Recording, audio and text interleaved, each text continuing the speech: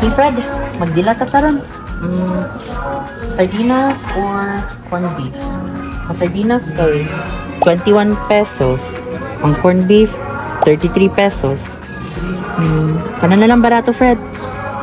Kanina lang corned beef kay mas daghan og sulod. It's 12 pesos more ug mas lami pag yun. But that's not the point.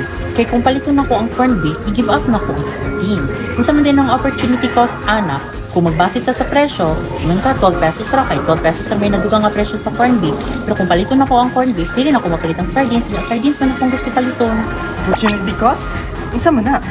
Wala gyud ko'y paki sa sardinas kay mas ganahan gyud ko sa corned beef. Ha? Wala ka kabalon sa opportunity cost? Naman na sa atong klase sa microeconomics.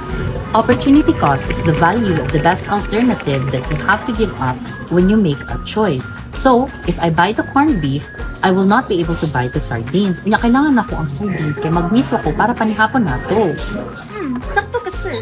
Kung di ka mapalit ka rin ang sardinas para panihapon, di po ka mismo. Pero mas lang ang imong pamahaw kay corned beef with egg. Sakto ka, ma'am. Pwede man lahin na ng inyong buhaton, sir. Pero mawala ang butang na inyong mag-benefit kung lahin na lang inyong paito na butang. Okay. Pwede gyud na ako feel magmiswa karon. Bato pilion lang gyud ako ang corned beef. Maparisan pa yung itlog para pamahaw uma. Di ba? Mas lami. Lagi-lagi, pero mas iangay mo ang sardines sa akong main plan para sa akong panihapon room.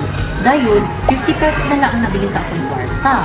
Kung magmuna-muna ka sa opportunity cost base sa amount sa produkto nga pwede natin mapalit, may pwede palit ang tag-sardinas kay duha pa kalata itong mapalit.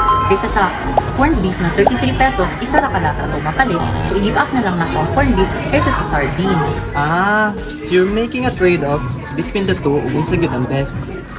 Sige, mag-sardinas na lang ta. Pero, mag-corned beef gyud ta next week ha. Exactly. It's all about kung sa mas convenient na to base sa presyo, sa amount, o sa purpose. Sige, mag-resort ako ng panahon na. I promise, corned beef at next week.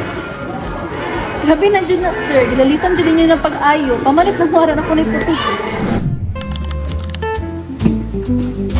Guys, mag-uus ako sa work ha, guys. Malate na ko. Sige. Bye! Guys, kailangan na kita magsabot ba? Paurot na itong tilata. Dahil kailangan ito magplano kung isa na ito siya pag-budget this week. Dapat ako ang balansiyon pagpuma para patas sa tanan. Hey guys, gawin na naman ang tilata. Kailangan ko ba na, di ba? Dili na siya maong. This is about resource allocation. Dili na siya bahin na ng pagtunga o patas. Ha? Resource allocation? Kabalo mo po sa resource allocation? This is about kung saan nato pag-distribute atong mga nabili ng mga limited resources to maximize the benefits. Di ba nakasiyahan mo nato na sa microeconomics? Resource allocation.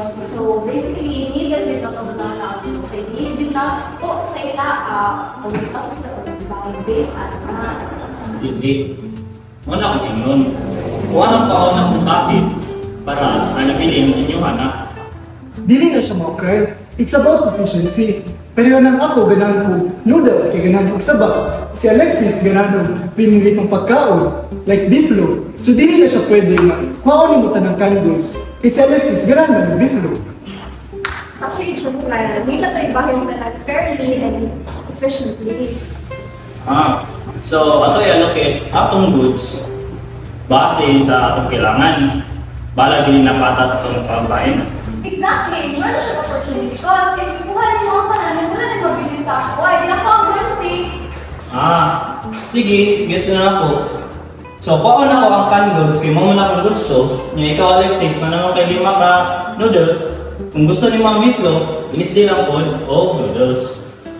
Ano na lang, pag-opportunity cost na lang mo. Since naman kay 5 ka noodles, dapat kay 5 ka canned goods, pagkatagay na lang mo, diba? Imo ang 2 ka beef loaf, ihatag ni Alexis, giming 2 ka noodles, ihatag ni Kyle. Okay. Alright, nasettled na ta. So that's economic efficiency. Okay.